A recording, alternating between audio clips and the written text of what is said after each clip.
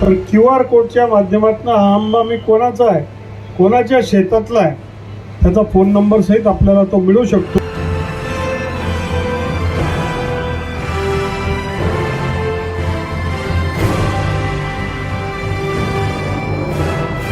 पुण्यातील मार्केट यार्डमध्ये आंबा महोत्सव 2026चा भव्य शुभारंभ झाला असून पणन मंत्री जयकुमार रावल यांच्या हस्ते उद्घाटन करण्यात आले. या महोत्सवातून शेतकरी आणि ग्राहक यांना थेट जोडण्याचा प्रयत्न करण्यात येतोय. यंदा तब्बल 40 दिवस चालणाऱ्या या महोत्सवात 60 स्टॉलवरून शेतकरी थेट आंबा विक्री करतात. लवकरच मुंबई आणि नवी दिल्ली येथेही आंबा महोत्सवाचे आयोजन करण्यात येणार असल्याची माहिती रावल यांनी दिली आहे. हापूससह केशर, पायरी अशा विविध आंब्यांच्या जाती येथे उपलब्ध असून QR कोड आणि नो युअर फार्मर उपक्रमामुळे ग्राहकांना थेट शेतकऱ्यांची माहिती मिळणार आहे. पाहूया या स्पेशल रिपोर्टमध्ये. हे 25वं वर्ष साजरा करत असताना मनामध्ये आनंद होतोय की आम्ही अनेक बदल त्या टप्प्याटप्प्याने आम्ही केलेत.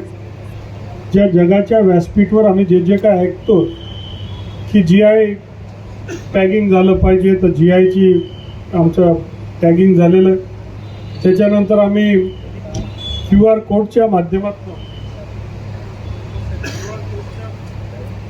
ट्रेसिबिलिटी जी आहे तिलाही फार महत्त्व दिलं आहे की आज ज्या स्टॉलवर आपण जातो, जवळपास 150 स्टॉल तिथे उभं करण्याचा आमचा प्रयत्न आहे. आणि त्या माध्यमातून हा आमचा शेतकरी राजा आपल्या शेतातलं पीक हे घेऊन थेट त्या महानगरांमध्ये येतो, तिथे तो आपला माल विकतो आणि कायमचं त्याचा ग्राहकांची. ह्या माध्यमातून आपण वेगवेगळे महोत्सव आपण घेतोय. त्याच्यामध्ये आज हा रोप महोत्सव वर्ष आहे.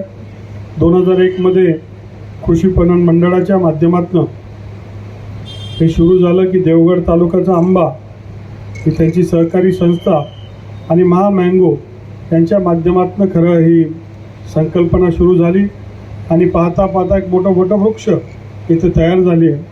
आणि आमचे सर्व शेतकरी बांधव मोठ्या संख्येने, म्हणजे आता वेटिंग आहे की अजून लोकांना स्टॉल द्यायचे आहे. तुम्ही 2-2 स्टॉलमध्ये, म्हणजे एका स्टॉलमध्ये 2-2 आता 3-3 द्यावं लागतील. अजून मार्केट कमिटीची मदत घेऊन थोडी जागा वाढवू. शेतकऱ्यांना योग्य भाव आणि ग्राहकांना दर्जेदार आंबे मिळावेत हा महोत्सवाचा मुख्य उद्देश आहे.